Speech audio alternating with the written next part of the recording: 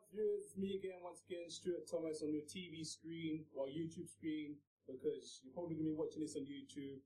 In fact, I know you can be watching on YouTube because that's where I'm going to upload it. Okay, so today I'm introducing a new segment. This is called Interview with a Dancer. I'm going to be interviewing as many dancers as I can. Doesn't matter what style, you can be any style, age, or ability. I'll interview you all. All you have to have is a passion for dance, a willingness to be interviewed, and patience and time for me to get the interview done. So about that, we have a dancer here with me. I'm going to ask you to introduce your name quickly and tell them where you're from. Hi, my name is Jermaine Roberts and I'm from High Wycombe, Buckinghamshire. Alright, well with that, we're going to start the interview.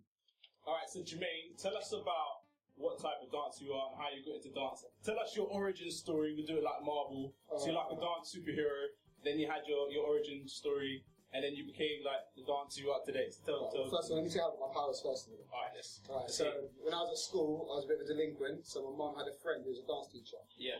And she sent me to his classes, and he was allowed to like give me a slap in the head if I was too rude.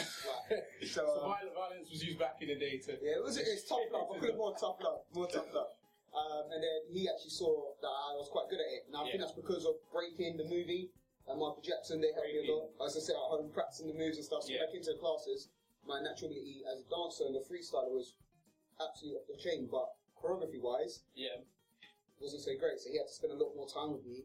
And then from there, I realised I love dance, and I sort of stopped studying ICT and went to dance, and then I went to GCSEs, did it that way, and then became a teacher where. So you followed your passion. Okay, that's good. So next question: how would you say dance has changed your life? As a positive effect on your life? Yeah, definitely. I would definitely say it has a big effect on my life because, like I said, I was a little bit delinquent. Certain people I was hanging around with back in the day, we used to get into trouble, just have some fun. And then it got you away from all the trouble. Yeah, definitely, and it gave me something to do throughout the week, and something to look forward to. Yeah. On top of that as well. So to train hard to improve yourself and all that. Yeah, everything like that, man. I think the audience wants to know as well.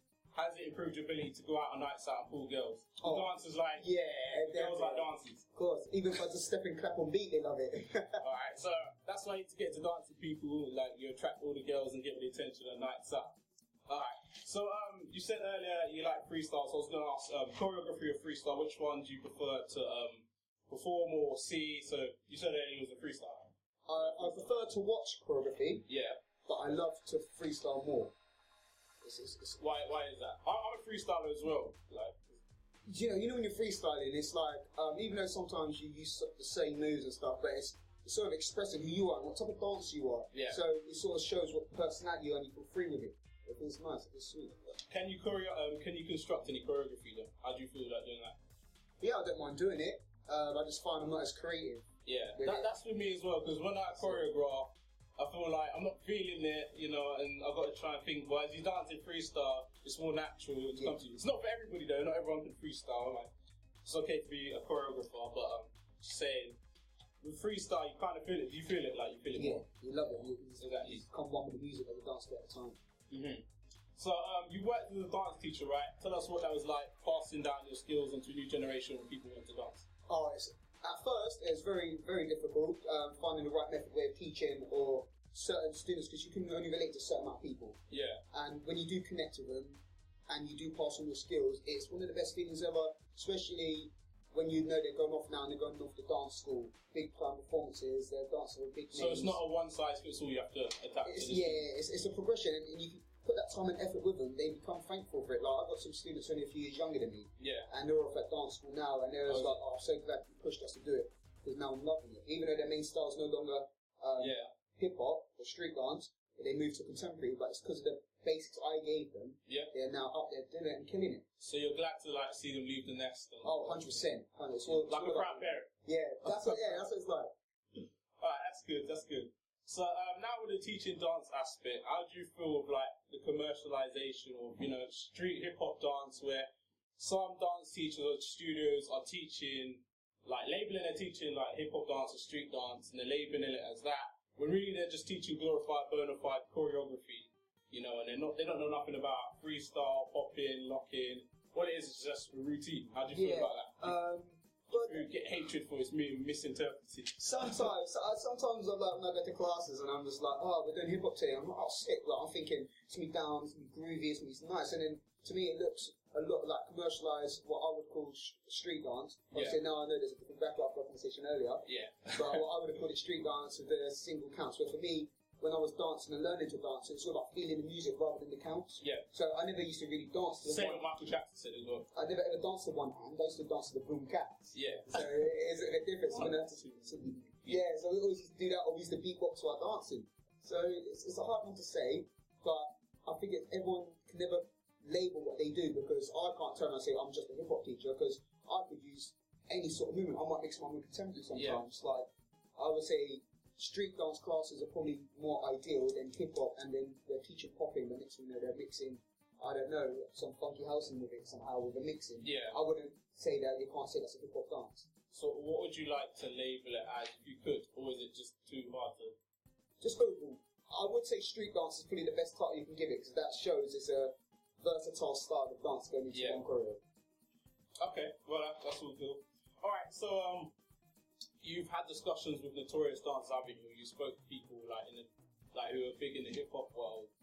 You tell us what it's like talking to them, or how to meet them. Well, some of them workshops or anything. Yeah, workshops like moving things like that. Most of got there in my group. It used to be amazing just talking to them, picking their brains, thinking about what they feel and how do they push themselves. And like some people I was talking to, there was a woman called Skittles from Boy Blue. Her choreography was intense, her creativity was amazing. And as a teacher at the time, I didn't understand how she came up with these ideas, and she was just telling me classes. And that's why I always pushed on my students, even though I don't go out and do classes as much, I pushed on my students to go out and do classes, learn from different teachers, and harness your skills that way.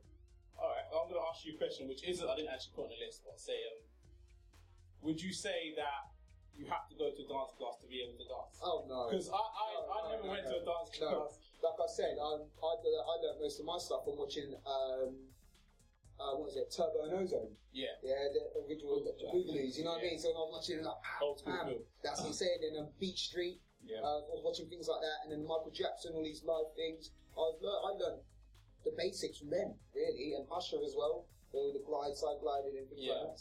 So with that, like, because you didn't come from a dance school, did you find it hard teaching at first? Yeah, I did. I found it really hard at teaching at first, because I didn't understand the counts. I didn't understand all that stuff properly. And it took me a while to understand it. So I wouldn't say, I started teaching when I was 16, but I wouldn't say I became an actual teacher until 18. So I would say the 2 years that I was teaching firsthand was training. Okay, that's good. Alright, so have you done anything notorious in the world of dance? Well, obviously we know you teach. Is there anything else you contributed? Put on any shows or anything? Yeah, we've put on our own shows, like events to help community, like our community and stuff like that, and other places, like fundraisers. But in terms of like massive shows, I think the best thing I've ever done was Breaking Convention.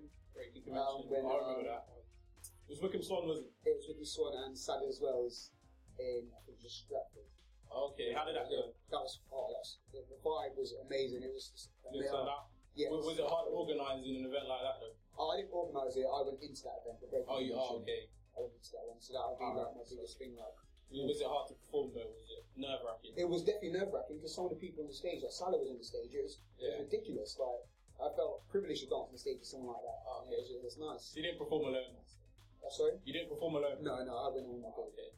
That's another thing, performing alone on stage. It's quite tricky as well. Yeah. So, you know how the media portrays everything nowadays. There's a lot of rap stuff online, a lot of rap YouTube videos on rap channels, and a lot of youngsters prefer to become rappers these days. They get more attracted to the rap lifestyle. Yeah. What made you go down and say, forget that, I'll be a dancer instead, I'll focus on dance? Because we don't get as much attention and there's not as much product for dancers, but we still have passion in that. So what made you go down that way? I think a couple of things. My mum wouldn't allow it, first of all. I'd definitely get a headlock out of that. And I think everyone goes through a phase of being like an MC or a rapper. I went through my phase and I just grew out of it. And then that's when I found dance. I didn't grow out of it, I still haven't. Yeah. Well, see, I was never really into rap. Like, everyone was trying to do one spit some bars and that, and for some reason, I never felt it as a kid. Like, it's just something that never really interested me with dance. It's like, straight away, you just connected. Exactly. Yeah. Rapping is not for me. Dance is. Alright, so, what advice would you give to anyone wanting to start to dance, and in particular, the style that you do? if you want to dance, the only thing I would say is make sure you have a feel for it. I don't care what level you are, I don't care what you can do, make sure you can feel the beat. And that would be the first, and I think the most important thing is having rhythm. That is the most important thing. You cannot be a great dancer without rhythm. You can do loads of great stuff, but it doesn't mean you're a dancer because you're not hitting the beat. That's what I would say. Does everyone have rhythm? Can everyone get rhythm? Everyone can get rhythm. I've worked with some people that are really shocking, but up to this very day, they're still working with them and they're getting much better every time. That's good. Alright, so finally, bam, tell them where they can find you, where you can find you. Well, obviously, you teach. You still teaching? Yeah, I'm teaching Chalfont St. Giles at the moment. Okay, so Chalfont St. Giles is where he teaches, and is there any social media, anything people can follow you, check out your stuff? I put things up on Instagram, which is jroberts050390. And I put on little things up on my Facebook, which is literally just Jermaine Roberts. Alright, no Twitter, no nothing. No, I don't. I feel I'm old. I don't even know how to use it. Alright, that's how I was when I first started. Didn't know how to use Twitter. Anyway, Jermaine, that wraps up the interview. I'd like to thank you for your time. Cool, man. You know, it means a lot. So people, make sure you check out this interview and please subscribe to Talent Dance TV. Peace. Alright, so I'm going to show you a move that I call Froggy. One of my other students call it rubber band. I'm not sure what the actual name of this move is. I first learned it when I was, 17? So many moons ago. So, I'll show you how it's done and then I'll break it down.